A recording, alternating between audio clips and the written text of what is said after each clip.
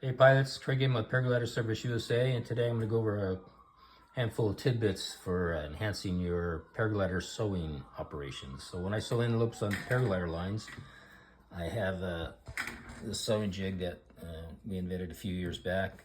When I say we, I mean the cat and I. He's my partner in sewing. But anyhow, these are adaptable to any line diameter and size. They're adjustable in and out and help sandwich all the different line sizes, and so that they don't move and everything stays hunky-dory and perfect alignment. And that's, I mean, even the larger diameter lines that I could actually do without any jig at all, I still use it because it makes things line up so perfectly that why do it any different? And so, that's one tidbit that's critical for my perfection in sewing up envelopes. The other one is I'm wearing, I don't know if you can see me here, but I have these surgeon opticals. Very expensive, bright light. This is like, I think, 4.5 times magnification.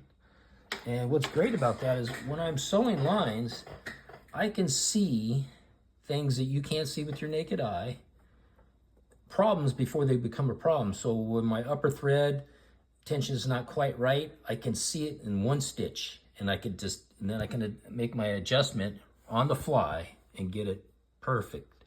And so that's what I love about these opticals, is that it just makes things so much more perfect. And then when I'm done with the line, I take them off. The line's just like, oh my God, it's just impeccably perfect. And that's just my means of operation here, and I just I can't even try doing it without it now because of the greatest aspect of it, of being able to see things so soon before they become an issue. You know, I can see when the lower thread is getting poking out through the top or starting to rise, and then I'll back off the upper thread tension, or that it's not quite up high enough getting to the surface of the line, because I like, you know, the loops in the line to be in the middle of it, and I'll bring it up to the surface and then back it down a hair, and I could do that within 2-3 stitches and get it perfect.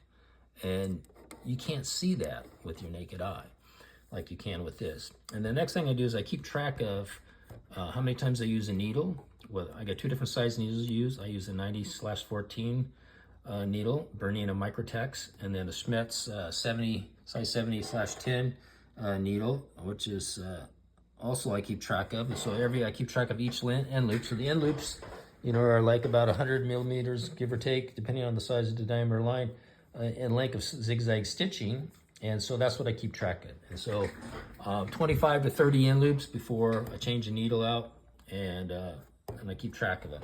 So every time they make one, I put a mark and then so forth.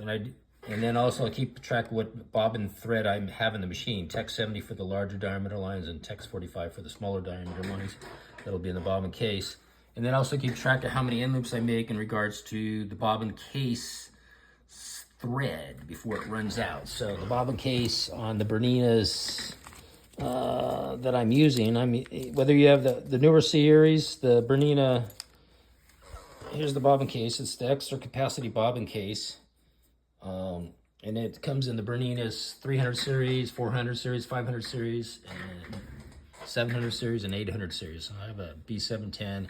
If you have the B435, you know, they all have the same case, extra capacity. And so that's what this is in relationship to. But you can, you know, if you have a different machine, you can just find out yourself what amount that you had to be before you have to move it. And so in this case, I can get 40 end loops on the Tex 70 before I run out of lower thread, and Tex 45 and get 70 end loops before I start to run out of bobbin thread.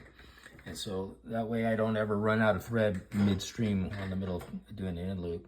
And then I don't have a needle get worn to the point where it starts creating problems with sewing the end loops where the stitching doesn't poke up to the top, or, you know, or nest up or whatever.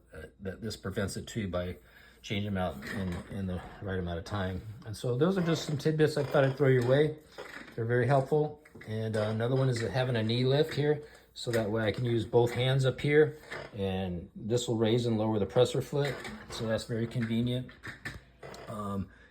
The reality is, once I get the line going, I don't really need any hands on it, but I just like to have my hands available in case something props up in the middle of something.